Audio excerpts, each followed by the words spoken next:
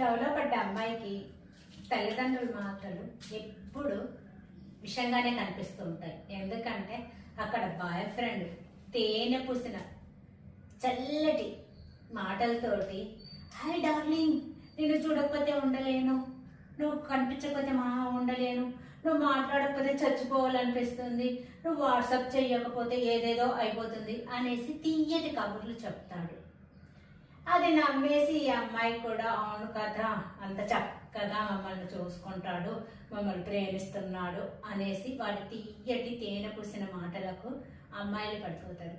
కానీ ఏదో ఒక రోజు వాడు మీకు కనిపించకుండా పోయినప్పుడు అప్పుడు తెలుస్తుందండి ఆ తీయని మాటలు ఐస్ క్రీమ్ కరిగిపోయినట్లు కరిగిపోయాయి అనేసి. కాబట్టి అమ్మాయిలు కొద్దిగా జాగ్రత్తగా ఉండండి, ఎవరితో పడితే వాళ్ళతో ప్రేమలో పడకండి.